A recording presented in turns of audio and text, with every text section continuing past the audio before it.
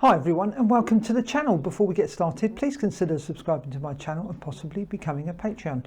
Now I'm starting on my EdgeTX videos, tutorial videos, and this is one of the first ones. I'm going to show you here where you download EdgeTX Companion and you're able to then back up your models and radio settings, which you need to do when you're changing the firmware, just in case there's a problem, because if you've got lots of models on your radio, you could lose them.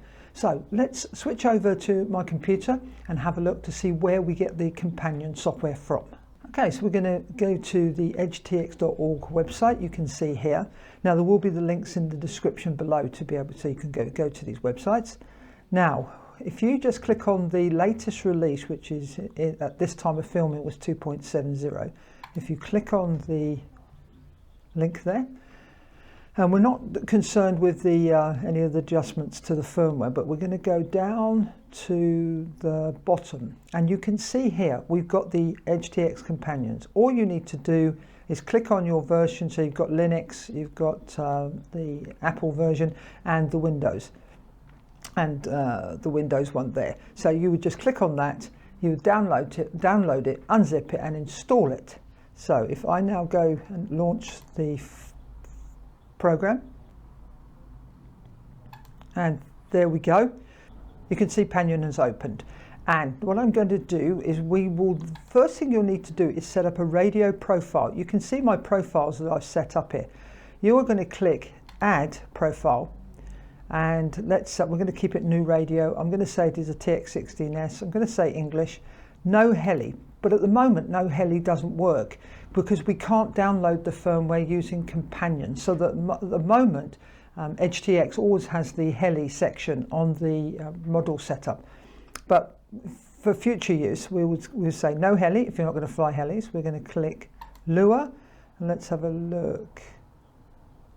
Okay, we should be good to go then. That would be everything. Then you want to set up a structured path. Now this is where your SD card is. So I'm going to go into one of my old ones I've already set up. If I go to my radios and we go to the TX16X Mark II, you can see we are looking for the structure path for my SD card. So if I click on SD cards, and then that will be the structure that I would use. That is the folder I would use. So we'd say select.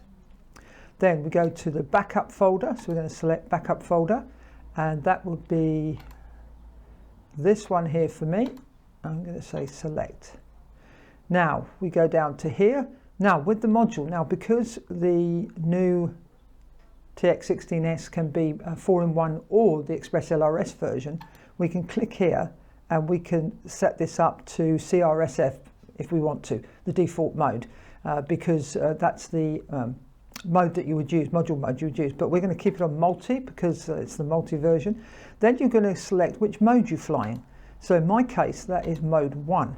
And then your channel mapping that I've now started to default to AETR all the time. Then you'll say okay. Now we've done the setup in Companion. So now what we need to do is we need to grab our radio. Now turn on the radio. I'm going to plug my radio into my computer and you'll hear the radios detected. And on the screen, let me show you the screen here. We have to select there. We're going to scroll down and do storage. There we go. And we can put the radio down. Okay, now if we go back to Companion, if we have a look here, we've got icons. So the easiest way is just to point at an icon. You can see write firmware, read firmware, but we are going to read models and settings from the radio. So we're going to click that option and up they come. There's all the models on this radio. Now the next stage we need to do is just save that. So we're going to go File, Save As. I'm going to put it into, this will be fine. I'm just going to call it document. You can name it and put whatever date reference you like on it and say save. Now that is the saving process. We've now backed up our model settings and radio settings to the computer. Right, now to restore our models and radio settings, all we need to do is go back to Companion, say File, open up the document that we just saved, Then you can see now here we've got the icons is color. That means we can use it, so we can write models and settings to the radio. So if we do this, it says, you are about to overwrite all the models on the radio. So you can say yes. And there we go, save models, radio set to the radio. So now we're done. So that's how, it's as simple as that. We can't update the firmware using EdgeTX Companion like you can with OpenTX. So at the moment we can only do this, but this is important. Before you do anything on your radio, make sure you back up your radio models and radio settings, so that if you have a problem, you can always restore them. Well, I hope you found this video useful, and if you did, please give it a thumbs up, and if you didn't, give it a thumbs down. If you have any comments or questions, please leave them in the comment section below, because I'd love to hear from you. And if you have anything else you want to ask me about EdgeTX, please leave a comment or send me an email, and I will try to help you. Thanks for watching. Happy flying. Bye for now.